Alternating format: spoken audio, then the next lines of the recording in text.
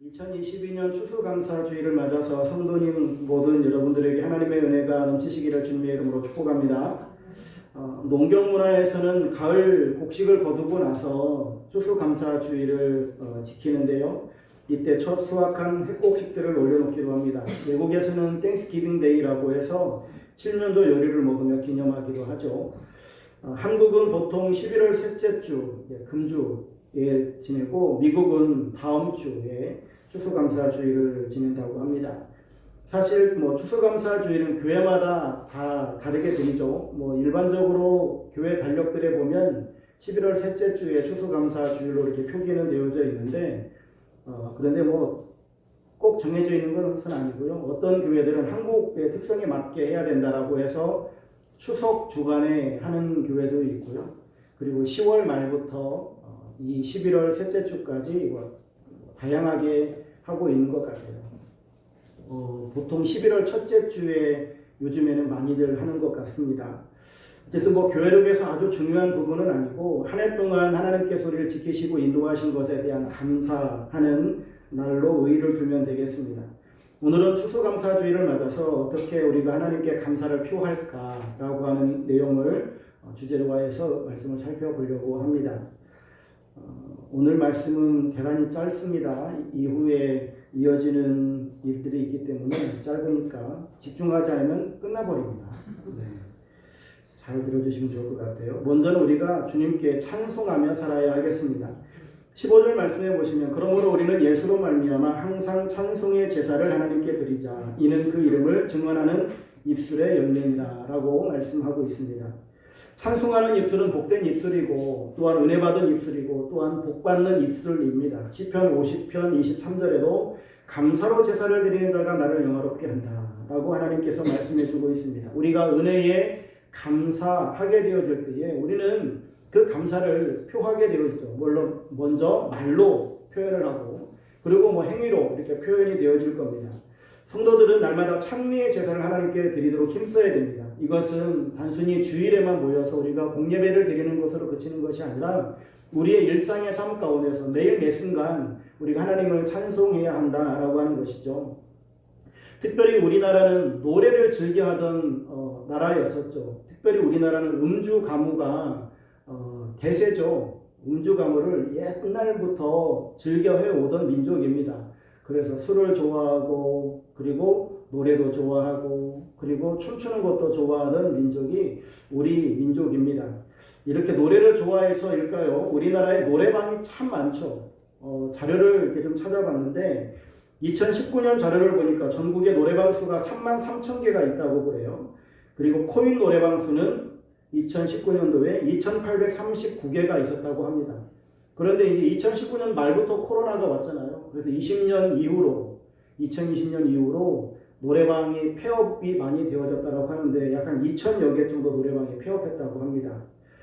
우리나라가 이렇게 노래를 좋아하는 나라이다 보니 우리는 또 찬양도 참 좋아합니다. 그래서 우리는 하나님을 찬양하는데 특별히 기독교는 찬양의 종교라고 해도 크게 틀리지 않는 말인 것 같아요. 하나님께서는 찬양 받으시길 원하시고 또한 우리에게 찬양할 수 있도록 은혜를 베푸십니다. 특히나 우리의 예배의 핵심이 바로 찬양이라고 해도 과언이 아닐 것입니다.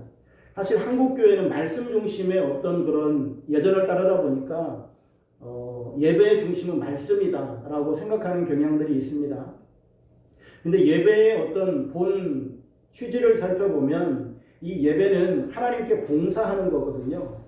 그래서 우리가 하나님께 말씀을 듣는 것은 우리가 수동적인 것이고 우리가 찬양하고 예물을 드리고 그리고 기도하고 이런 것들은 우리의 어떤 능동적인 행위들이에요. 그러다 보면 우리가 하나님을 찬양하는 이것이 오히려 예배의 정신에 즉 하나님을 섬기고 봉사하는 것에 더 방점을 찍을 수 있겠다 싶습니다. 그래서 우리는 말씀 중심의 어떤 그런 예전을 따르고 있지만 우리가 찬양하는 데 있어서도 게을리해서는 안 된다. 특히나 우리가 일상의 삶, 우리가 생활 속에서 드려지는 이 예배 가운데서는 우리가 늘 읊조리면서 흥얼거리면서 하나님을 찬양할 수 있는 이런 찬양들이 흘러넘칠 수 있기를 주의 이름으로 축원합니다. 특히나 우리가 하나님을 찬양할 때는 이 찬양에는 해방, 자유라고 하는 이 개념이 포함되어져 있어요. 왜 우리가 찬양을 하느냐? 왜 우리가 하나님을 노래하느냐? 그것은 우리가 해방되었기 때문에, 우리가 자유함을 얻었기 때문이에요. 어디에서부터요? 바로 죄에서부터 자유함을 얻었고, 우리가 또한 이 세상의 모든 염려와 근심으로부터 자유를 얻었기 때문입니다. 또한 이 찬양에는 우리가 이 자유와 해방뿐만 아니고 하나님의 임재가 담겨져 있어요. 찬양에는 하나님의 임재가 있어야 됩니다.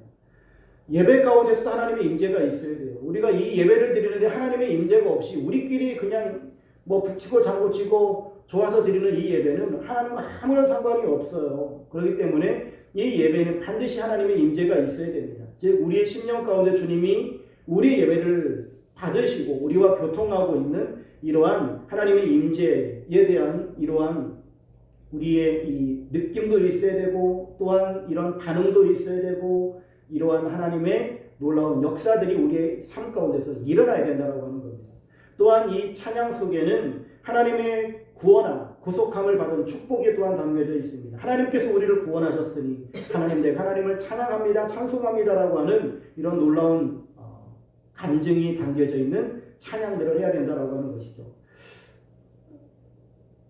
그 TV 프로그램을 보니까 어떤 분이 그래요. 형님은 말을 할 때 꼭 노래를 하는 것 같아요. 노래하면서 이야기를 해요. 유해진이 한 얘기거든요. 그러니까 오늘은 뭘 할까 이렇게 하면서 말을 한다는 거예요. 이게 나이 먹은 사람들의 특징이죠.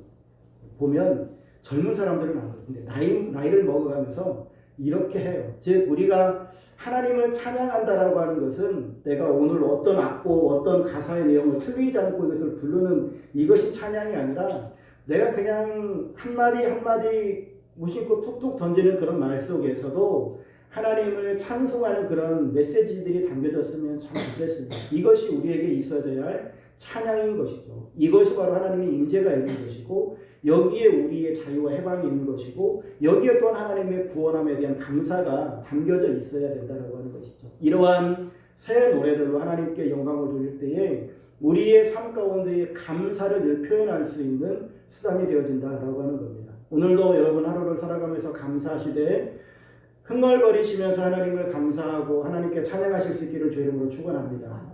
두 번째, 우리가 하나님께 감사할 수 있는 것은 선을 행해야 된다라고 하는 것입니다. 16절 말씀에 보면 오직 선을 행함과 서로 나누어 주기를 잊지 말라. 하나님은 이 같은 제사를 기뻐하시느니라.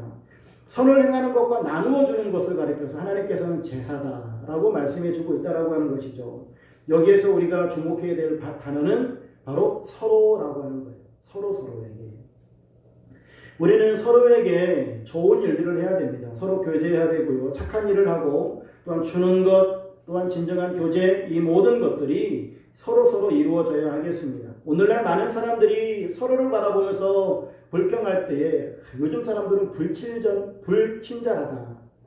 요즘 젊은이들은 인사성이 없다. 뭐 이런 이야기들을 종종 하곤 합니다.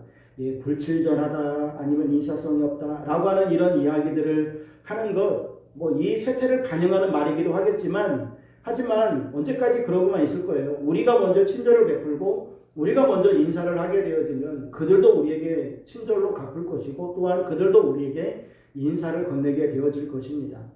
우리가 먼저 하지 않으니까 저들도 하지 않는 것이에요. 우리가 먼저 이렇게 서로에게 친절을 베풀 수 있는 삶으로 나아가야 될 것입니다.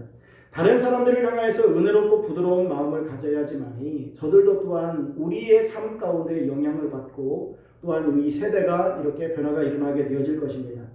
이사야 32장 8절 말씀에서는 존귀한 자는 존귀한 일을 계획하나니 그는 항상 존귀한 일에 서리라 라고 말씀합니다. 하나님 앞에 존귀하게 서 있는 사람들은 존귀한 일을 계획합니다. 그리고 그가 하는 모든 일들은 존귀한 일이 되어진다라고 하는 것이죠. 우리가 남을 사랑하고 자비롭게 행동하는 이 모든 것들, 또한 내가 다른 사람들에게 사랑을 베푸는 이 모든 일들이 바로 하나님 앞에 우리가 존귀한 자로 서 있는 일이기 때문에, 또한 존귀한 자로 서 있기 때문에 우리는 그런 사랑을 공급하는 일들을 해야 된다라고 하는 것이죠. 사랑이라고 하는 것을 이론화시켜버리고 그냥 추상명사화시켜버리면 우리에게 아무런 역사도 반응도 일어날 수가 없어요. 이론화시키고 추상적으로 생각하면 아무것도 할 수 없다라고 하는 것이죠. 우리의 삶 가운데 실제적으로 그리고 실천론적으로 우리가 그 사랑을 실천해 나아가야 한다라고 하는 것입니다. 하나님께서 사도 요한을 통하여서 말씀하시는 바도 자녀들아 우리가 말과 혀로만 사랑하지 말고 오직 행함과 진실함으로 하자라고 말씀해 주고 있습니다. 우리가 하나님께 받은 이 사랑의 계명을 말과 혀로만 하지 말고 정말로 우리가 행함과 진실함으로 해 나아가야 될 줄로 믿습니다. 우리가 왜 다른 사람들에게 이렇게 사랑을 베풀고 또한 나누어 주고 또한 이렇게 서로가 서로를 위해서 교제해야 되는가? 그것은 주님께서 말씀하실 때 너희가 여기 내 형제 중에 지극히 작은 자 하나에게 한 것이 곧 내게 한 것이니라 라고 말씀하셨기 때문이에요. 즉 우리가 다른 사람에게 물 한 잔을 공개하든지 사랑을 나누든지 행할 때에는 단순히 그 사람에게만 행한 것이 아니라 이것이 곧 우리 주님께서 받으시는 것이기 때문에 우리는 또한 주님을 향한 사랑의 섬김이기 때문에 그러하다라고 하는 겁니다. 이걸 역으로 생각했을 때에 내가 다른 사람에게 욕하는 것은 곧 주님에게 욕하는 것과 마찬가지예요. 다른 사람을 미워하는 것 또한 주님을 미워하는 것과 마찬가지라는 것이죠. 왜냐하면 주님께서 그렇게 말씀하셨어요. 즉 사울이라고 하는 사람이 회심하기 전에 기독교인들을 그렇게 박해했습니다. 그렇게 박해하는데 그가 다메섹으로 가는 길 도상에서 예수님을 만나잖아요. 그때 예수님께서 그에게 하시는 말씀이 사울아 사울아 네가 왜 나를 박해하느냐라고 말씀하세요. 사울은 예수님을 박해해 본 적이 없어요.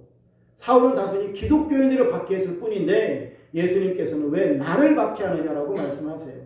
즉 우리가 내 주변에 있는 이웃들에게 사랑을 공급한다면 그것은 예수님께 사랑을 공급하신 것이고 내가 내 옆에 있는 사람들에게 미움을 주었다면 그것은 예수님을 미워하는 것과 같다라고 하는 것이에요. 그래서 우리는 늘 내 옆에 있는 사람들에게 서로 오늘 본문에 있는 말씀처럼 정말로 사랑을 공급할 수 있고 서로 교제하며 나눌 수 있기를 주의 이름으로 축원합니다. 세 번째로는 유익한 삶을 살아야 하겠습니다. 17절에 너희를 인도하는 자들에게 순종하고 복종하라. 그들은 너희 영혼을 위하여 경성하기를 자신들이 청산할 자인 것 같이 하느니라. 그들로 하여금 즐거움으로 이것을 하게 하고 근심으로 하게 하지 말라. 그렇지 않으면 너희에게 유익이 없느니라 말씀하고 계십니다. 너희를 인도하는 자들에게 순종하고 복종하라. 이것은 성도들에게 교회의 영적 지도자들에게 순종하고 복종하라 라고 하는 말씀이에요. 또한 영적 지도자들은 두 가지 의무가 있다라고 하는 것이죠. 첫 번째 깨어있다. 즉 깨어있어야 한다. 그들은 너희 영혼을 위하여 경성하기를 라고 말씀하고 계시죠. 참된 목자들은 이기적인 목표를 갖지 않습니다. 자기를 위해서 살질 않아요. 참된 목자는 양들을 위해서 또한 나에게 맡겨주신 생명들을 위해서 살아갑니다. 그들을 위해서 깨어있어야 된다라고 하는 것이죠.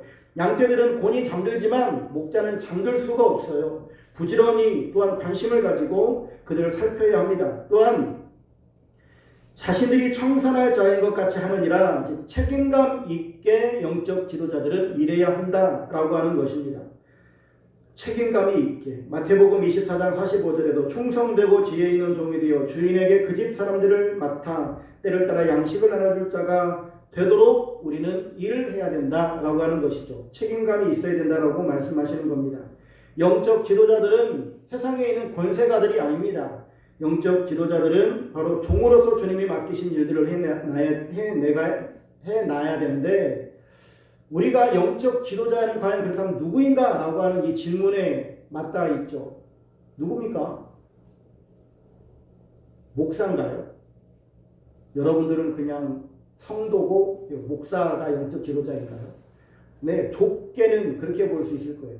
좁게는. 그러나 이것을 좀 더 넓혀보면 우리 모든 직분자들이 또한 영적 지도자입니다. 우리 성도들이 또한 영적 지도자예요. 세상에 믿지 않는 사람들은 여러분들을 보고 예수님을 따라갈 것입니다. 우리를 보고 저들이 따라올지 안 따라올지를 선택하게 되어질 거예요. 넓은 의미에서는 우리 모두가 다 영적 지도자이고 조금 좁히면 직분자들이 영적 지도자이고 더 좁히면 가르칠 수 있는 자가 영적 지도자이고 더 좁히면 목회자를 영적 지도자로 볼 수도 있겠죠.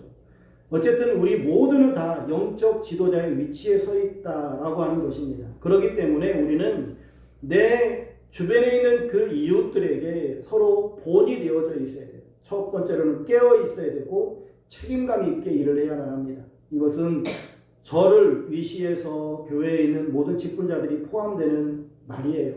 또한 우리 모든 성도들은 세상에 있는 사람들을 향하여서 깨어 있어야 됩니다. 그래야 그들을 주님께로 인도하죠. 책임감 있게 우리는 사역해야 됩니다. 그래야 저들을 주님께로 인도할 수 있기 때문에 그래요. 저들이 하나님의 심판 앞에 서게 되어진다면 그것을 어떻게 하시겠어요? 우리는 그들의 영혼을 사랑하고 그들의 영혼을 돌보면서 또한 그들을 향해서 기도함으로 또한 우리는 섬겨가야 하겠습니다. 이렇게 성도들은 영적 지도자들에게 순종하고 복종하고 영적 지도자들은 깨어있고 책임감 있게 함으로써 서로가 서로에게 유익된 일들을 해 나가야 한다라고 하는 것이죠. 오늘 본문을 통해서 우리는 세 가지를 말씀을 나눴습니다. 하나님께 우리가 감사를 어떻게 표현할까? 어떻게 표할까? 우리는 깨어있어야 되고 선을 행해야 되고 서로에게 유익된 삶을 살아가게 되어질 때에 하나님께서는 우리를 통해서 영광 받으시고 또한 우리 모든 하나님의 공동체는 정말로 건강한 공동체로 세워질 뿐만 아니라 또한 이 공동체의 선한 영향력이 세상 가운데 퍼져나가서 많은 이들이 그리스도 안으로 돌아오게 되어지는 놀라운 역사들이 일어나게 되어질 줄로 믿습니다. 이 역사들이 우리 모두가 체험되어지는 역사가 될 수 있기를 주의 이름으로 축원합니다.